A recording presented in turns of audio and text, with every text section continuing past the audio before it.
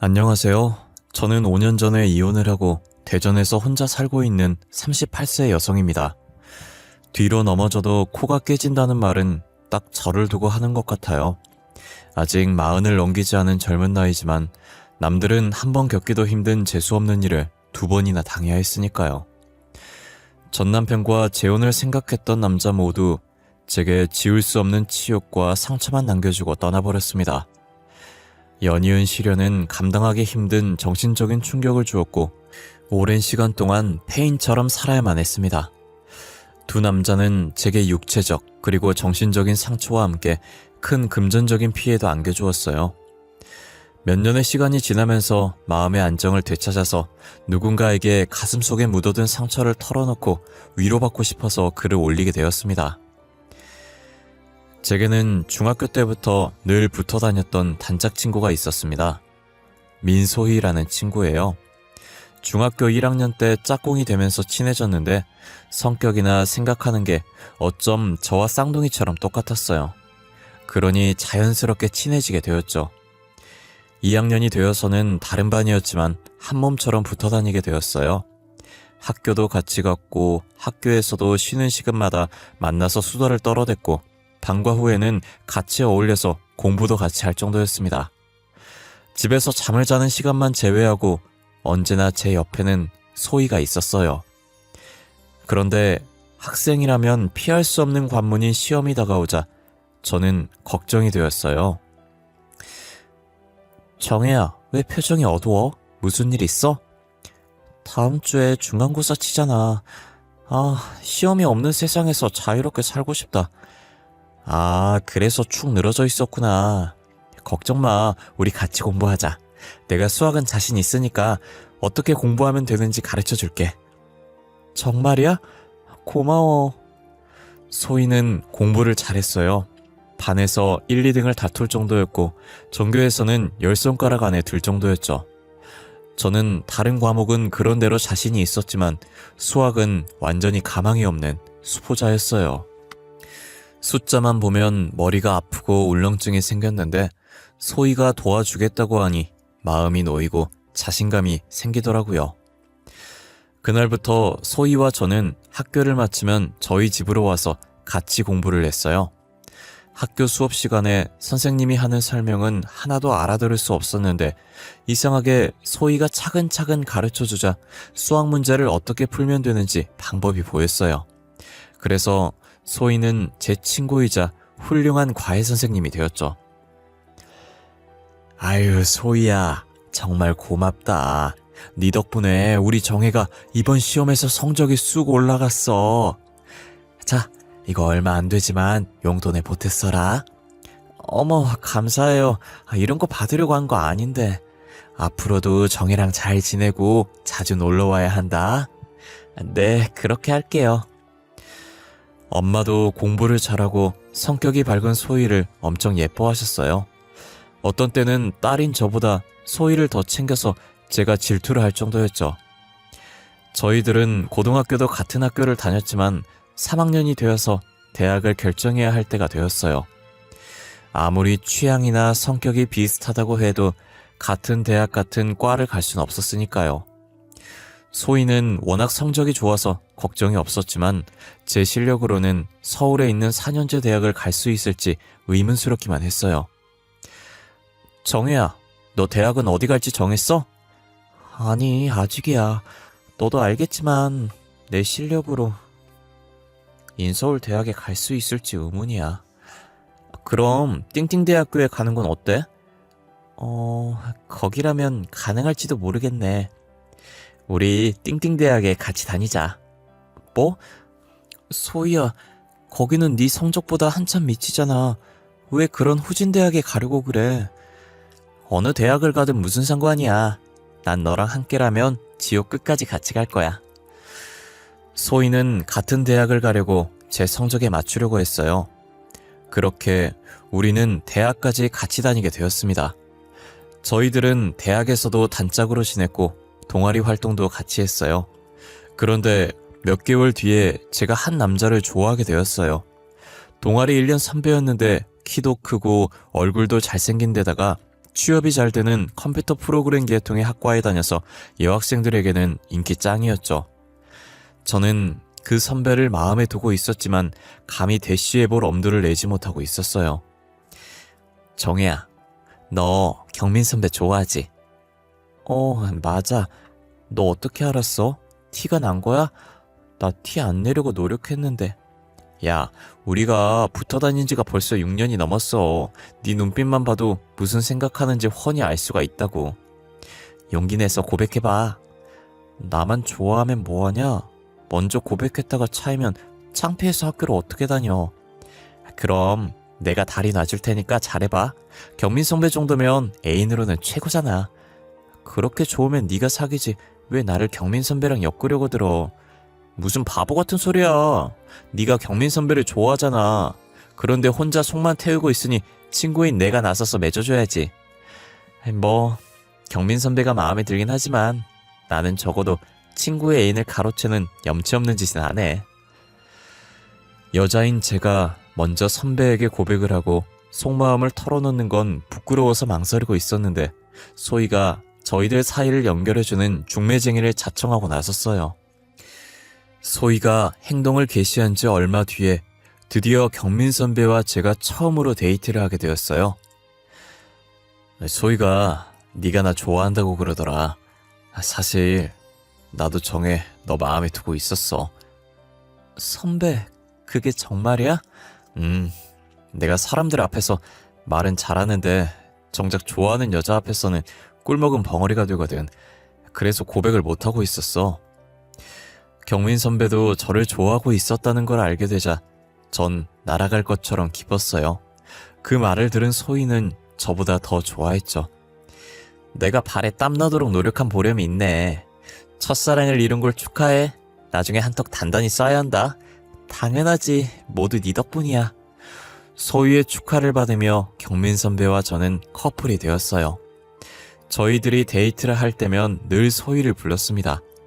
아주 가끔씩은 선배와 둘이서 나들이를 가거나 밥을 먹고 영화를 볼 때도 있었지만 소희가 없으면 분위기가 이상해서 제가 먼저 소희를 불러내곤 했죠. 선배와 저는 졸업을 할 때까지 캠퍼스 커플로 지내면서 연애를 하다가 선배가 직장을 구하자 바로 결혼을 했습니다. 저도 직장을 구했는데 아쉽게도 서울이 아니라 대전에 있는 회사에서 일하게 되었어요. 처음에는 서울에서 출퇴근을 했는데 아직 면허가 없었던 저는 대중교통으로 대전까지 출퇴근하는 게 너무 힘들어서 대전에 방을 구했고 남편과는 주말 부부가 되었어요. 금요일 밤이면 서울로 와서 남편과 지내다가 일요일 오후가 되면 대전으로 내려갔어요. 그렇게 3년이 지난 후에야 남편의 행동이 뭔가 이상하다는 걸 알게 되었어요. 여보, 이번 주말에 서울에 올라올 거야? 그럴 거야. 왜? 내가 갑자기 지방으로 출장 갈 일이 생겨가지고 집에 봐도 당신 혼자 지낼 텐데 그냥 대전에 있어. 아, 그렇구나. 알았어. 그럼 다음 주에 갈게. 잘 지내. 사랑해. 나도 사랑해. 남편은 자주 출장이며 다른 핑계를 대면서 주말에 제가 서울로 올라오지 못하게 했어요. 그러다 여자의 예민한 직감으로 제가 없는 주중에 다른 여자가 제 집에 드나든다는 걸 본능적으로 느끼게 되었죠. 지우려고 해도 지울 수 없는 낯선 여성의 채취를 본능적으로 느낄 수 있었습니다. 하지만 심증만 있다 보니 그걸로 남편을 의심할 순 없었고 떨어져 지내다 보니 제가 너무 예민해졌다고만 생각하고 말았어요. 그러다가 대학 동아리 선배를 통해서 믿을 수 없는 충격적인 말을 듣게 되었습니다. 정혜야, 잘 지내지? 언니 어쩐 일이야? 내 시댁이 대전이잖아. 내일 시댁에 들리는데 시간 되면 얼굴이나 한번 보자. 다음날 대전에 내려온 선배 언니와 오랜만에 회포를 풀면서 이런저런 이야기를 하는데 언니가 망설이더니 남편과 소희에 대한 말을 꺼냈어요. 네 남편은 어때? 잘 지내? 그럼 주말 부부이기도 하고 서로 일하느라 바쁘니까 주말에 만나도 피곤해서 집에서 잠만 자. 소희랑은 자주 연락하니? 소희? 그러고 보니 걔하고 안 본 지도 한참 됐네.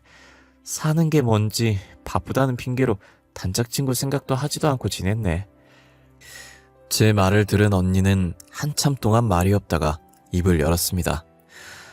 아무래도 네 남편하고 소희 그 기집애랑 뭔가 수상해. 언니, 그게 무슨 말이야? 사실 얼마 전에 친구들이랑 카페에 갔다가 네 남편이랑 소희를 봤거든. 언니의 말에 따르면 소희와 남편이 다정하게 팔짱을 끼고 카페에 들어와서 나란히 붙어 앉더니 다른 사람들의 시선은 아랑곳하지 않고 껴안고 얼굴을 만지면서 애정행각을 하더라는 거예요. 학교 때부터 잘 알고 친하게 지내다 보니 그럴 수는 있는 법이지만 도가 너무 지나친 것 같아. 분명 뭔가 있는 것 같으니까 네가 잘 살펴봐. 언니의 말은 고요하던 제 마음을 흔들어 놓았습니다. 남편에게 다른 여자가 있을지도 모른다는 근거 없는 의심이 확신으로 바뀌는 것 같았어요. 언니와 만나고 나서 저는 먼저 소희에게 연락을 했어요. 정혜야, 이게 얼마만이야. 세상에, 연락 안 한 지 1년이 넘었네. 그러니까 우리 너무 무심했어. 이번 주말에 시간 어때? 한번 보자. 어쩌지? 이번 주는 선약이 있어. 내가 다시 연락할게. 소희는 다른 약속이 있다고 했고 얼마 뒤에 다시 연락을 해도 바쁘다고 했어요. 저는 왠지 소희가 저를 피한다는 느낌을 받았습니다. 고민하던 저는 회사에 월차를 내고 주중에 불시에 집에 들이닥쳤어요. 그리고 보지 말아야 할 더러운 꼴을 보고 말았네요. 집 안에 들어가자 안방에서 남녀의 웃음소리가 들렸습니다. 안방문을 열자 남편과 소희가 나란히 침대에 누워 있었죠. 여보, 이 시간에 당신이 어떻게... 저는 가슴속에서 불덩어리 같은 화가 치밀어 올랐고 몸이 덜덜 떨려서 말조차 제대로 나오지 않았어요. 이런 나쁜 자식, 어떻게 단짝 친구랑 바람을 피울 수가 있어? 제가 발악적으로 소리를 지르자 남편은 고개를 숙이고 아무 말이 없었어요. 그런데 소희는 아주 태연했어요. 정혜야, 너희 둘을 맺어준 사람이 나잖아. 그러니 나도 경민 선배를 만날 권리가 있다고 생각해. 소희는 저를 똑바로 쳐다보면서 말 같지도 않은 소리를 짓거렸어요. 저는 참을 수 없는 분노와 모욕감에 소희의 뺨을 갈겨버렸죠. 너 입에서 나오면 다 말인 줄 알아? 너 같은 인간을 친구로 생각했던 내가 부끄럽고 원망스러워. 당장 내 집에서 나가. 소희는 순순히 일어나서 나가버렸고 남편은 그간의 사정을 모두 털어놓았는데 정말이지 기가 막혔습니다. 남편은 저를 만나면서도 소희와 양다리를 걸치며 이미 깊은 관계를 맺고 있었어요. 오히려 저와 데이트를 한 것보다 몰래 소희를 만난 적이 더 많았을 정도였죠. 그런데 소희를 두고 저와 결혼을 한 건 모두 돈 때문이었어요. 남편의 집안은 형편이 어려웠지만 저희 집은 제법 넉넉해서 결혼하고 신혼집도 저희 집에서 구해주었거든요. 남편은 연애를 하면서 재미는 소희와 보고 결혼은 형편이 나은 저와 했던 거죠. 그리고 결혼 후에도 둘의 관계는 계속 이어졌던 겁니다. 저는 이혼 소송을 했고 얼마간의 위자료를 받고 갈라섰지만 단짝 친구에게 뒤통수를 얻어맞고 남편의 배신으로 인한 이혼의 충격에서 2달이 넘게 헤어나오지 못하고 있었어요. 약간의 대인기피증까지 생겨서 장을 본다든지 꼭 필요한 경우가 아니면 외출도 하지 않고 온종일 집안에서만 지냈습니다. 물론 다니던 직장도 그만두었죠. 번아웃이 온 것처럼 어떤 것에서 흥미가 느끼지 않고 만사의 의욕이라고는 느껴지지 않았어요. 정신과를 찾아가서 상담을 받아보니 우울증 초기 증상이라고 하더군요. 하루 종일 침대와 한 몸이 되어서 누워있으니 온갖 이상한 생각들이 머릿속을 떠돌며 저를 괴롭혔습니다. 그때 저는 극단적인 선택을 하는 사람들의 비참하고 절박한 심정을 몸으로 느낄 수 있었어요. 이러다가 나도 그런 사람들처럼 충동적으로 해서는 안 되는 선택을 하는 건 아닌지 두렵기도 했어요. 그때 선배 언니가 저를 찾아왔습니다. 선배 언니는 살이 쭉 빠진 제 몰골을 보더니 한숨을 쉬었어요. 너 이렇게 집에만 틀어박혀 있다가는 정말 폐인 되겠다. 나는 후배를 남보다 먼저 떠나보낼 생각은 조금도 없으니까 내 말대로 해. 언니는 테니스를 다시 시작해보라고 권했어요. 언니는 고등학교 때는 테니스부에서 활동한 적이 있었고 대학에서는 취미로 테니스를 쳤는데 언니를 따라서 코트에 가서 처음 테니스를 배우게 되었죠. 처음에는 실수 연발이었지만 나중에는 테니스의 매력에 푹 빠지게 되었어요. 몸을 움직이면서 운동을 하면 잡생각이 싹 사라질 거야. 매일 멍하니 누워만 있으면 사는 게 귀찮아지기만 할 뿐이야. 나도 알아, 언니. 그런데 지금은 아무것도 하고 싶은 생각이 없어. 억지로라도 몸을 움직여야 돼. 어서 일어나. 언니는 싫다는 저를 반강제로 끌고 테니스 클럽으로 갔습니다. 언니가 잘 아는 코치가 운영하는 클럽이라고 했어요. 안녕하세요. 최준호라고 합니다. 테니스를 쳐본 적은 있으세요? 네, 대학 때 잠깐 했어요. 오래 쉬셨으니까 기초부터 천천히 가르쳐 드릴게요. 처음에는 언니의 강압적인 권유로 테니스 클럽에 나가기 시작했지만 코치의 자상하고 친절한 배려 덕분에 다시 운동에 맛을 들이게 되었어요.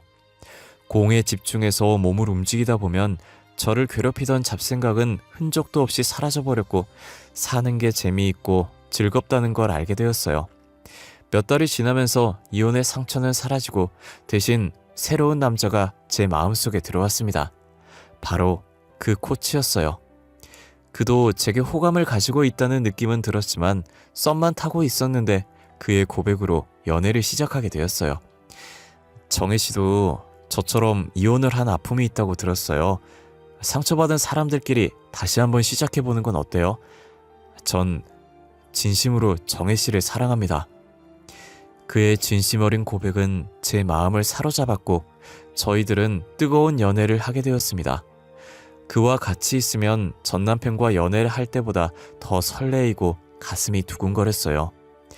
그가 이혼을 한 이유는 아내가 내연남과 바람이 나서 자기 명의를 도용해서 거액의 대출을 받았기 때문이라고 했죠. 아내와는 갈라섰지만 아내가 받은 대출은 고스란히 자기가 감당해야 하는 처지라고 했습니다. 그것 때문에 아파트와 가진 돈을 전부 날리고 지금은 원룸을 월세로 얻어서 지내고 있다고 했어요. 저처럼 배우자에게 배신을 당한 처참한 과거를 가지고 있다고 생각하니 동병상련이란 말처럼 그에게 더 깊은 애정이 느껴졌어요. 저희들은 둘 다 재혼이니 결혼식 같은 건 생략하고 동거를 시작하기로 했죠. 그런데 신혼집을 장만할 여유가 없으니 우선 급한 대로 제가 사는 빌라에서 동거를 시작하기로 했어요. 그는 천성이 낙천적이고 밝은 성격이라 아무리 힘든 일을 당해도 얼굴을 찌푸리는 일이 없었습니다. 인생사 세옹지마라는 말이 있고 비가 온 뒤에 땅이 굳어지는 법이야. 슬픈 일이 지나면 분명히 좋은 일이 따라오는 거야. 항상 밝은 미소로 희망을 가지고 살아가는 남편의 영향 때문인지 전과는 다르게 세상 모든 일이 긍정적으로 보였어요. 이제 살아갈 힘과 용기를 얻어서 저는 예전에 다녔던 회사에 재취업 신청을 했는데 운이 좋아서 받아들여졌어요. 그런데 대전에는 자리가 없어서 서울 본사에서 근무하라는 지시가 내려왔어요. 이번에도 남편과 주말 부부가 되어야 하는 신세가 되고 말았네요. 남편은 아쉬워하면서도 저와 떨어져 지내는 걸 은근히 좋아하는 것 같았어요. 얼마 후에 휴일이어서 점심 무렵까지 늦잠을 자고 있었는데 초인종 소리에 문을 열어주었어요. 그랬더니 낯선 여성이 활짝 웃으며 서 있는 겁니다. 안녕하세요. 저 어제 맞은편 빌라에 이사 왔어요. 떡이라도 돌리면서 이웃들에게 인사를 드리는 중이에요. 새로 오셨구나. 반가워요. 들어오세요. 그녀는 저와 비슷한 또래로 보였는데 저보다 2살 연상이었어요. 내가 언니네. 그럼 말 놓고 지내도 되겠지? 네? 그러세요. 정혜도 나를 언니라고 생각하고 지내. 낯선 여자의 이름은 정민경이었고 초면에 말을 트고 지내겠다는 그녀가 당돌하게 여겨졌지만 그 여자는 저를 오랫동안 알아왔던 동생처럼 자연스럽게 대하기 시작했어요. 처음에는 부담스럽고 낯설었지만 시간이 지나면서 친해지게 되자 저도 그녀를 언니라고 서스럼 없이 부르게 되었어요. 그런데 어느 날 누군가 저를 훔쳐보고 있다는 걸 알게 되었어요. 맞은편 빌라 2층에서 제가 사는 집을 보고 있다는 걸 알게 된 거죠. 창문을 통해서 햇빛에 반사되는 망원 렌즈를 발견하고 말았습니다. 그 집은 민경 언니가 살고 있는 집이었어요. 그렇다면 민경 언니가 저를 훔쳐보고 있다는 말이 되는데 이해할 수가 없었죠. 처음에는 제가 오해를 했다고 생각했지만 그녀가 저를 지켜보는 은밀한 시선을 확실히 느낄 수 있었습니다. 그렇다고 경찰에 신고를 할 수도 없고 언니를 찾아가서 왜 저를 감시하냐고 따지기도 애매한 상황이어서 모른 척하고 지냈는데 우연히 부동산 사장님과 이야기를 하다가 민경 언니가 저를 계획적으로 훔쳐본다는 걸 알 수 있었어요. 공과금 문제로 제가 전세로 사는 빌라의 관리를 맡고 있는 부동산 사장님을 찾아간 적이 있었는데 그때 사장님은 민경 언니가 조건이 더 좋은 다른 집은 놔두고 맞은편 빌라를 고집했다는 말을 해주었어요. 창문을 통해서 한참 동안 밖을 쳐다보더니 그 집으로 들어오겠다는 거야. 내가 더 좋은 집을 보여주겠다고 해도 막무가내로 싫다고 하더라고. 부동산 사장님이 대수롭지 않게 흘린 말이 제게는 확신을 주었어요. 그리고 몇 달 뒤에 저는 민경 언니가 저희 집 우편함을 뒤지는 걸 목격했습니다. 언니, 뭐 하는 짓이에요? 왜 남의 집 우편함을 뒤져요? 아니, 그게 아무것도 아니야. 언니는 마치 도둑질을 하다가 들킨 사람처럼 화들짝 놀래서 도망을 쳤어요. 더 이상한 건 다음날 언니를 찾아가서 왜 저를 감시하고 있는지 따져 물었어요. 그랬더니 언니는 딱 정색을 하면서 부인했어요. 정혜야, 내가 널 감시한다고? 네가 신경이 예민해서 뭔가 오해하는 모양인데 난 그런 적 없어. 기가 막혔지만 언니가 아니라고 딱 잡아떼니 증거도 없이 더는 따질 수 없었어요. 그 뒤로 전 언니를 멀리하면서 지내게 되었어요. 그런데 며칠 후에 민경 언니가 집으로 찾아와서 믿기 힘들 정도로 소름 끼치는 이야기를 들려주었어요. 너 최준우란 인간하고 동거하고 있지? 네, 맞아요. 당장 그 자식하고 헤어져. 네? 아니, 언니가 뭔데 함부로 그런 말을 해요? 내가 그 인간 전처야. 언니의 말에 저는 놀라서 입이 딱 벌어졌는데 다음 말이 더 충격적이었어요. 그 자식 완전히 사기꾼이야. 그 자식이 무슨 짓을 꾸미는지 알아내려고 네 집을 쭉 지켜봐왔어. 이대로 가면 너도 꼼짝없이 그 자식한테 당하고 말아. 그러니 정신 똑바로 차려. 정신 놓고 있다가 나처럼 그 자식한테 전 재산 다 털리고 쪽박 차는 수가 있어. 자, 이거 봐. 언니는 제게 여러 장의 사진들을 보여주었는데 사진 속에는 남편과 낯선 여자가 방 안에서 뒤엉켜 있는 낯뜨거운 모습들이 들어있었어요.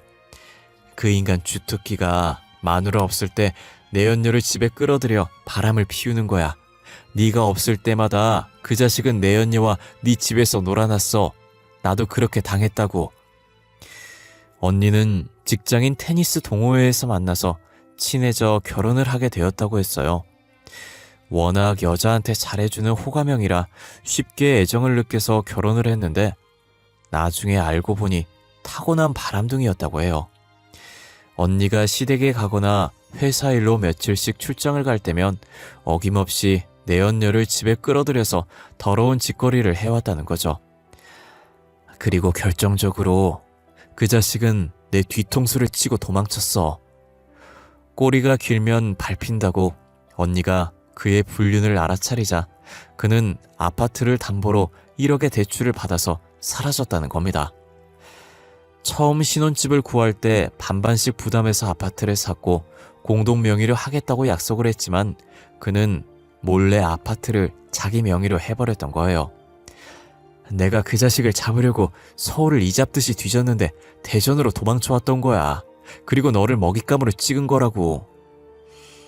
언니는 그를 찾는 걸 포기하고 지내다가 서울이 싫어져서 사촌 언니가 사는 대전으로 이사를 하려고 여러 군데 집을 알아보고 있었는데 우연히 들린 이 동네에서 제가 그와 같이 있는 걸 보게 되었다고 하더라고요.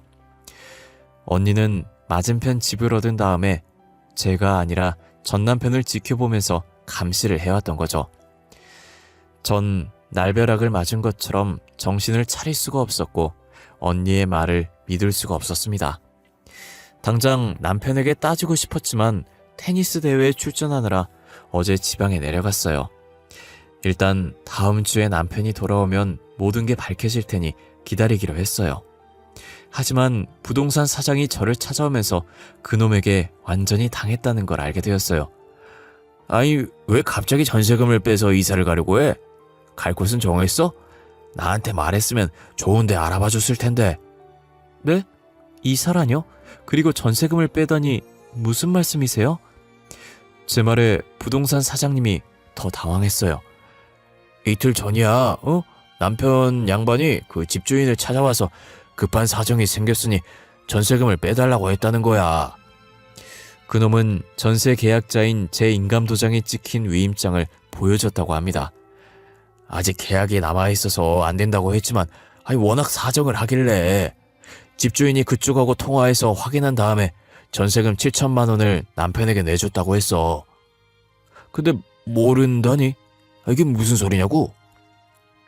저는 심장이 멎는 것 같았고 하늘이 노랗게 보이면서 다리에 힘이 풀려서 그 자리에 주저앉고 말았습니다. 제 머릿속에는 보름 전의 일이 떠올랐습니다. 여보, 당신 휴대폰 좀 줘봐. 휴대폰은 왜? 후배놈이 휴대폰 장사를 하는데 유심칩만 가져오면 최신형으로 업그레이드 해주겠대. 그놈은 업그레이드를 빌미로 제 휴대폰을 가져갔는데 아마 그때 업자를 통해서 복제폰을 만들었던 겁니다. 그래서 집주인이 제게 전화를 했지만 그 전화를 그놈의 내연녀가 받아서 제 행세를 해서 집주인을 속였던 거죠. 그놈이 가로채간 전세금은 전 재산이었어요. 진작 민경 언니의 말대로 그놈을 의심했어야 했는데 넋을 놓고 있었던 제가 한없이 원망스러웠습니다. 하지만 이미 엎질러진 물이었고 돌이킬 방법은 없었죠. 그런데 민경 언니는 그놈이 다시 올 거라고 했어요. 짐이 그대로 있잖아. 내 생각에 그놈은 다시 와서 자기 짐을 챙겨갈 거야. 언니, 전세금까지 모두 챙겼는데 무슨 미련이 남아서 다시 오겠어. 다 끝났어. 아니야. 그놈은 내가 여기 있다는 거 몰라. 네가 서울에 있는 날을 골라서 다시 올 거야. 나한테 맡겨.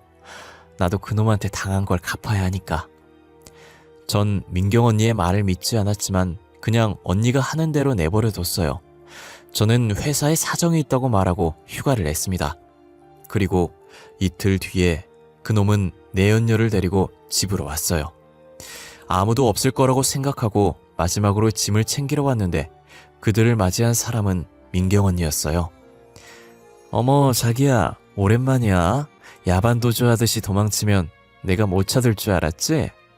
언니를 본 그 인간은 저승사자를 만난 것처럼 놀라서 멍한 표정으로 얼굴이 하얗게 질려서 아무 말도 못하고 서 있다가 곧 정신을 차리고 냅다 도망을 쳤어요. 하지만 제가 부른 경찰이 그를 잡았습니다. 최진호 씨, 당신을 사기죄 및 사문서 위조 혐의로 긴급 체포합니다. 이거 나요. 나는 아무 잘못이 없어요. 죄 없는 사람한테 왜 이래요? 그놈은 아직도 정신을 못 차리고 발악을 했지만 민경 언니는 그 인간의 뺨을 갈겨버렸습니다. 죄가 없어? 지나가는 똥개가 들어도 웃겠다. 네가 무슨 짓을 저질렀는지 몽땅 까발려 줄 테니까 각오 단단히 해. 이젠 제 차례가 되었죠. 그는 울면서 잘못했다고 용서해달라고 했지만 어림도 없는 소리였어요. 넌 배신당한 상처가 아직 아물지도 않은 내 가슴에 소금을 뿌리고 전 재산을 가로챘어. 나쁜 자식. 내 눈에서 피눈물이 나도록 만들어놓고 용서해달란 말이 나와? 여보, 내 잘못이 아니야. 전부 저 여자가 꾸민 짓이야. 난 그저 시키는 대로 한 잘못밖에 없어. 그러자 옆에서 듣고 있던 내연녀가 소리를 질렀어요. 뭐라고? 이런 미친 자식. 아니에요. 이 자식이 하는 말 믿지 마세요. 전 이 인간이 총각인 줄 알고 만났어요. 정말이에요. 내연녀는 저희들의 눈치를 보다가 집 밖으로 나가려고 했지만 경찰은 그녀도 경찰서로 같이 가야 한다고 말했고 둘은 나란히 경찰에 연행되어 갔어요. 죄가 없다면 풀려날 것이고 죄가 있다면 처벌을 받게 되겠죠. 지금 저는 남편과 바람을 피운 내연녀를 상대로 소송을 준비하고 있습니다. 변호사는 그녀가 전 남편이 유부남인 걸 알면서도 만났다면 상간녀 소송을 진행할 수 있다고 했거든요. 얼마 전에 만난 내연녀는 여전히 자기는 남편이 총각인 줄 알았다고 잡아댔지만 전 남편이 했던 말과 여러 가지 확실한 증거들을 가지고 있어서 끝까지 소송을 밀어붙일 생각입니다. 제가 너무 사람을 잘 믿는 건지 남자에게 큰 상처를 2번씩이나 받아버린 저는 이제 모든 사람이 다 의심스럽고 믿지 못하는 지경에 이르렀어요. 두서없는 제 하소연을 끝까지 들어주셔서 감사드리고 언젠가 사소한 일에도 감사하는 마음을 가지고 살아간다면 행복은 저절로 따라올 거라고 믿고 싶습니다. 여러분들의 건강과 행복을 기원하면서 글을 마치겠습니다.